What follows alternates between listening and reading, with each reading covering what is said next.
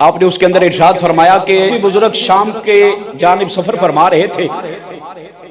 تو سفر کرتے کرتے کرتے کرتے شام کے قریب پہنچے تو فجر کی نماز کا وقت ہو گیا۔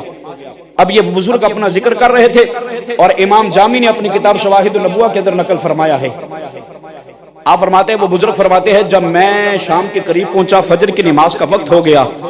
آپ فرماتے ہیں میں فجر کی نماز کے لیے مسجد میں داخل ہوا، آگے جماعت کھڑی تھی، میں نے وضو کیا، جماعت کو پا لیا۔ آپ فرماتے ہیں جب جو ہی امام نے سلام پھیرا نا تو مقتدیوں نے بھی سلام پھیرا۔ آپ فرماتے ہیں میں بڑا حیران ہوا، جب اس امام نے سلام پھیرا نا تو مقتدیوں کی جانب منہ کیا۔ آپ فرماتے ہیں جو ہی اس امام نے مقتدیوں کی جانب منہ کیا نا تو نقل کفر نباشد اللہ معاف فرمائے، اس نے منہ کرتے ہی حضرت شیخین کریمین کو گالیاں دینا شروع کر دی، جناب صدیق و فاروق کو بکواس کرنے شروع کر دیا۔ آپ فرماتے ہیں ہے ہمارا امام، ابھی ہم نے اس کے پیچھے نماز پڑھی ہے، لیکن ہوا کیا جو ہی اس نے سلام پھیرا، سلام پھیر کے ہماری جانب منہ کیا، اس نے جناب شیخین کریمین کو گالیاں بکنا شروع کر، حتیٰ کہ بد دعائیں کرنے لگا۔ عبد الرحمن جامی فرماتے ہیں، وہ بزرگ فرماتے ہیں میں بڑا بیزار ہوا، میں اٹھ کے نکل پڑا، چل پڑا، توبہ استغفار کرتے ہوئے میں اپنے سفر پہ چل پڑا۔ آپ فرماتے ہیں وہ بزرگ فرماتے ہیں جب چلا گیا کچھ وقت گزر گیا میرا وہاں پہ جہاں شام میں نے کسی مسئلے میں جانا تھا، کچھ عرصہ گزر گیا، پھر میں واپس آیا تو اتفاق ایسا ہوا کہ وہی مسجد، وہی فجر کی نماز کا ٹائم۔ آپ فرماتے ہیں میں داخل ہو گیا، آگے دیکھا تو آگے جماعت کھڑی تھی۔ آپ فرماتے ہیں میں نے وضو کیا، میں نے نماز پڑھی، نماز پڑھ کے جب میں نے اپنی نماز سے فارغ ہو کے سلام پھیرا تو میں نے دیکھا امام صاحب نے مقتدیوں کی جانب منہ کیا اور منہ کر کے شیخین کریمین کی تعریفیں کرنا شروع کر دی، شیخین کے قصیدے پڑھنے لگا، شیخین کی عظمتوں کو سلام کرنے لگا۔ آپ فرماتے ہیں میں بڑا حیران ہوا، مجھے بڑا اس بات پہ تعجب ہوا، پہلے گزرا تھا تو امام گالیاں دے رہا تھا، آج آیا ہوں تو امام جو ہے طریقہ وہی ہے، لیکن انداز بدلا ہے کہ آج وہ شیخین کو گالیاں نہیں دے رہا،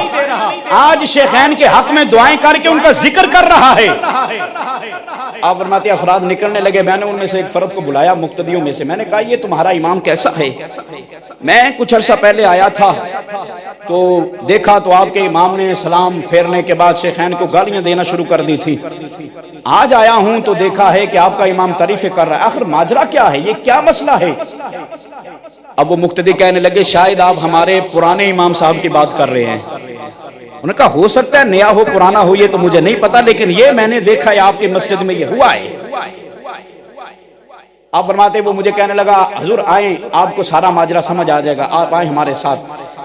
آپ فرماتے ہیں وہ مجھے ساتھ لے گیا، ایک گھر میں چلے گئے، جب گھر میں داخل ہوئے نا دروازہ کھولا، آگے کتا بندھا تھا، کوئی چیز نہیں ہے اس گھر میں، ککھ بھی نہیں ہے، صرف ایک کتا بندھا ہوا ہے۔ تو وہ جو مجھے ساتھ لے کر آیا نا اس نے مجھے کہا حضور جس امام کی آپ بات کر رہے تھے یہ سامنے بیٹھا ہوا ہے، یہ ہے وہ جو مصلی پہ بیٹھ کر مصطفیٰ کے شیخین کو گالیاں دیا کرتا تھا، بیٹھا مصلی رسول پہ تھا، منصب اس کا مصلی رسول تھا، لیکن جن کو میرے نبی نے خود اپنے ید اللہ والے ہاتھوں سے پکڑ کر مصلی پہ کھڑا کیا تھا ان کو گالیاں دیا کرتا تھا۔ حضور ہم نے اسے بڑا سمجھایا، یہ باز نہ آیا، اس کا یہ معمول بن چکا تھا، اس کا یہ معمول تھا کہ یہ مصلی پہ بیٹھ کر نمازیوں کی طرف منہ کر کے شیخین کو بکواس کرتا تھا، شیخین کو گالیاں دیتا تھا، خاص کر فجر کی نماز کے بعد۔ حضور ایک دن ایسا ہوا یہ حسب معمول اپنا یہ عمل کر کے جب مسجد کے باہر نکلا نا، جو ہی اس نے اپنا قدم مسجد سے باہر رکھا اللہ نے اس کی پوری صورت کو ہی بدل دیا تھا۔ یہ رب کی گرفت ہے حضور، ہم نے اسے اسی دن سے باندھ کے رکھا ہوا ہے کہ جو مصلی پہ بیٹھ کر لوگوں کو نماز پڑھا کے لوگوں کی جانب چہرہ کر کے شیخین کو بکواس کرتا تھا۔ نتیجہ کیا نکلا؟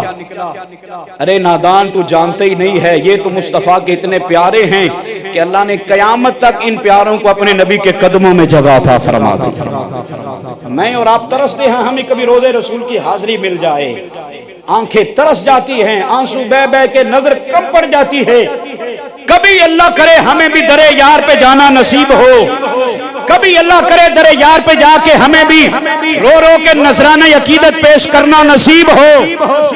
کبھی در یار پہ جا کے کچھ لمحے گزارنا نصیب ہو۔ ارے یہ ہماری تمنا ہے، ہماری آرزو ہے، ہماری چاہت ہے کہ کبھی تو اللہ کرے در یار پہ پہنچ جائیں، تو یہ ہماری چاہت ہے۔ قربان جاؤں ان ہستیوں کے مقدر پہ، قربان جاؤں ان ہستیوں کی عصمت پہ، قربان جاؤں ان ہستیوں کی نسبت پہ